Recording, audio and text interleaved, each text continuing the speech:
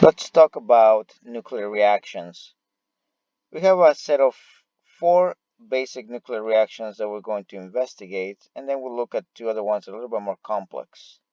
But we're going to start with the simple ones. We're going to start first with alpha emission or alpha decay. All right, now, before we do that though, I do need to explain the logistics of how you go about balancing nuclear reactions.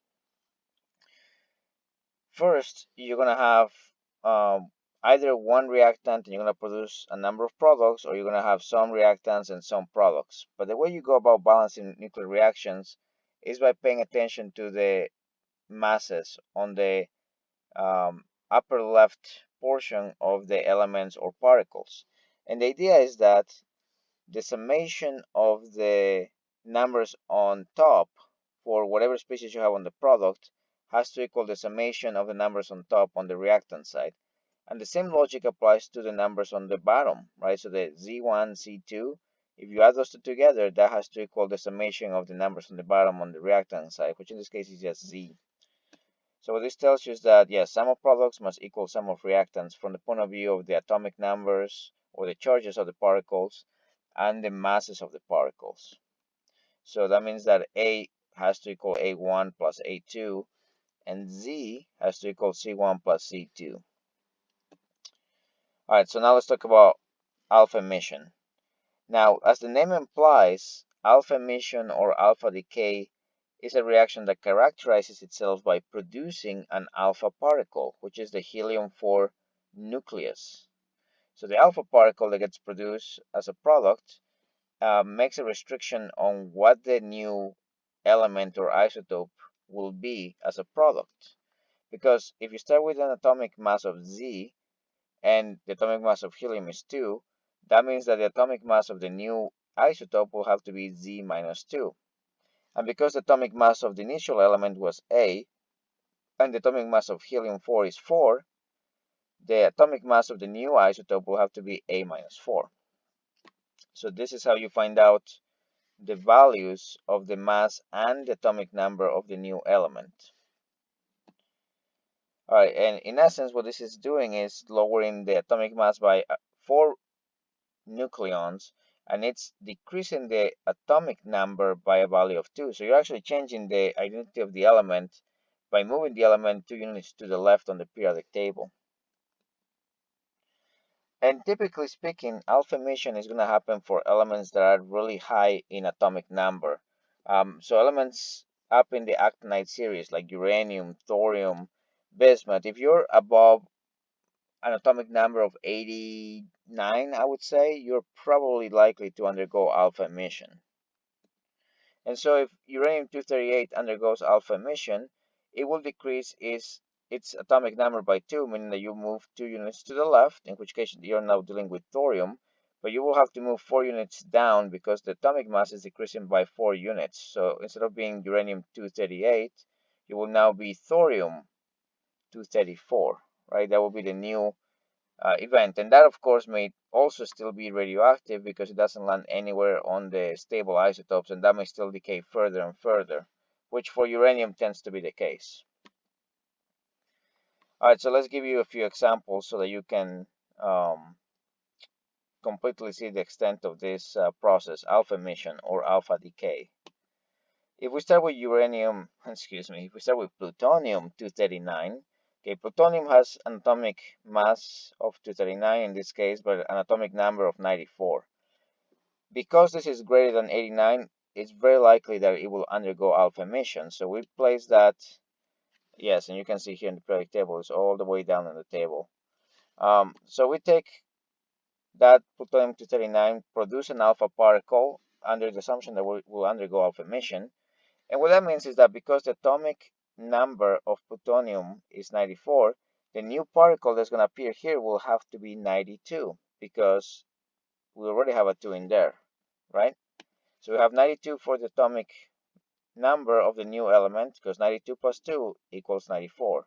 And by the same logic, since we have a 4 for helium, the atomic mass of the new element will have to be 239 minus 4, or in other words, 235.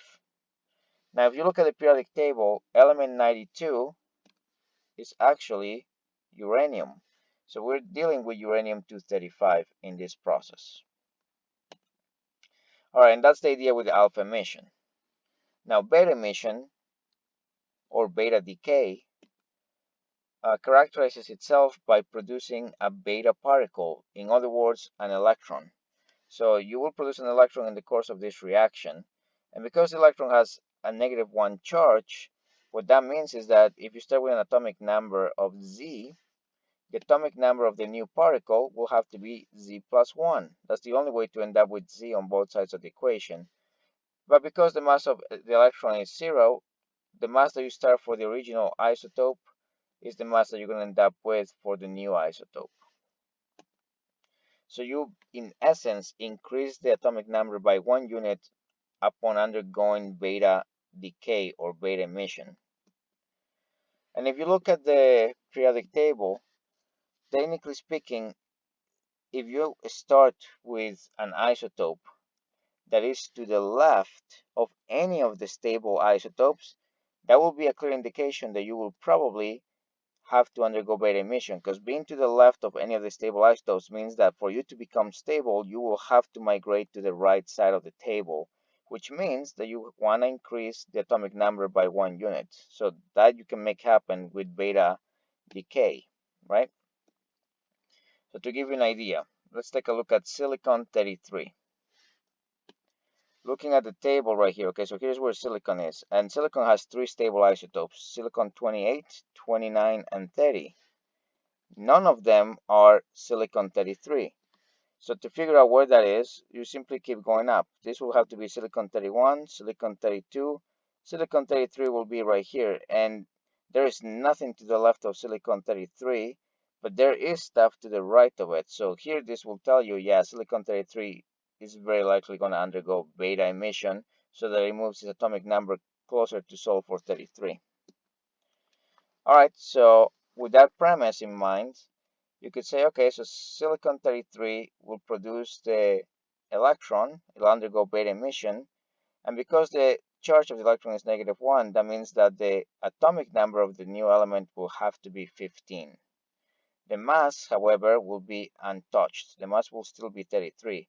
But if you think about what's happening right here, first of all, looking at the periodic table, element 15 is phosphorus, right? So we have transmutated silicon into phosphorus upon beta emission. But if you think about what's happening here, yes, the atomic mass is not changing, but because the atomic number is changing, what really took place is that one of the neutrons of silicon 33 got turned into a proton. That's the reason why the mass number never changed, while the atomic number, actually increasing by 1. Now, the event itself is one that takes place using the weak force of the nucleus. And it also utilizes something known as the intermediate vector bosons, which allow the transformation of the neutron into the proton. Now, for that to happen, you may have noticed in the earlier videos that the mass of the neutron is slightly higher than the mass of the proton. So for the neutron to be turned into a proton, you have to lose some of that mass. And the way you lose the mass is by turning that into an electron. But the electron can only be formed if, in addition to it, you produce an additional particle known as the antineutrino. So I'll get to that in a little bit. All right, the next one, positron emission. Positron emission, as the name implies, forms a positron, and the positron is the antimatter version of the electron. And because of that, you have a positive charge for the positron, meaning that the atomic number, yes, and you'll produce a neutrino for this as well, the atomic number here is going to basically decrease by 1. That's the only way to make sure that the atomic number is the same on both sides. The atomic mass will remain the same. And so you lower the atomic number in positron emission, basically the opposite of beta decay or beta emission. And this will happen if you're located to the right side of the stable isotope table, because for you to become stable, you will have to migrate to the left side. And migrating to the left side means that the atomic number needs to decrease. So that's an indication that you may undergo beta emission. All right, so here's an example. You have argon 33. Looking at the table, here's argon. The lowest one in terms of mass is argon 36. So argon 33 will have to be right here. And argon 33 doesn't actually appear in any of the slots. So this is a radioactive substance. And because you only have something to the left of argon 33, this means that you might undergo beta emission, positron emission to get to a stable place. So if you undergo one positron emission, the value of 18 of argon is going to be decreased to 17. The mass number will remain 33. And if you look at the periodic table, element 17 is chlorine. So this is chlorine 33.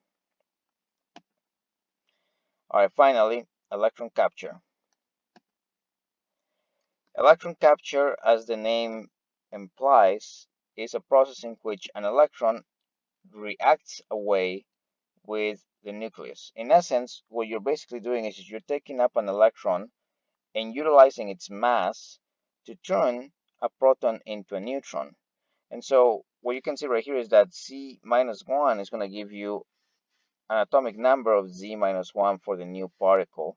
The atomic mass will remain intact, but you will also produce a positron in the, not a positron, excuse me, a neutrino in the course of this reaction.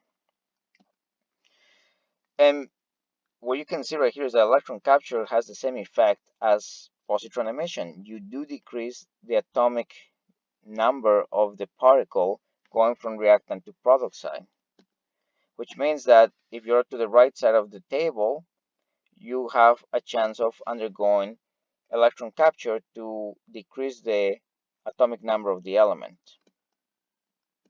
And an example is rubidium 76. Looking at the table here, where is rubidium? Here we go, rubidium. The only isotope that is stable for rubidium is rubidium 85.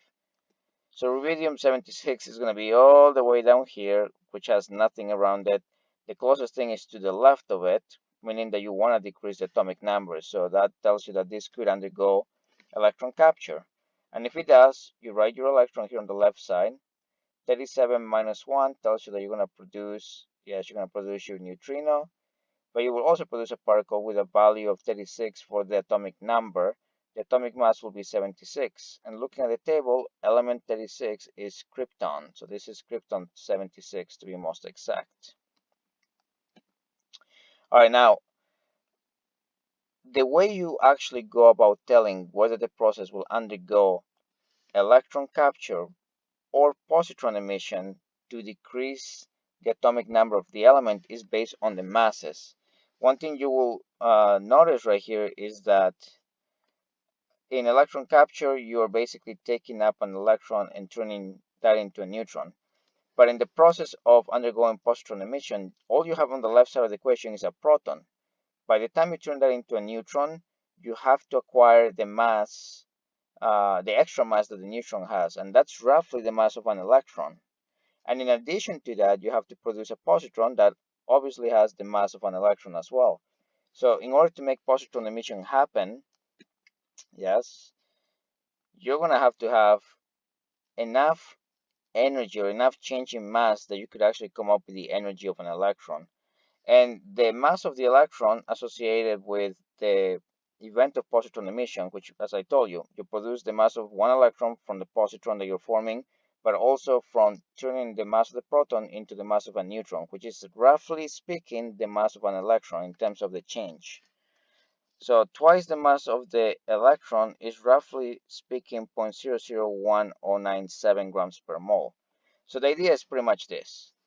If you look at your product isotope, specifically the mass of that isotope, and subtract the mass of the reactant isotope, and you get a change in mass that is greater than twice the mass of the electron, you will probably and very likely will undergo positron emission.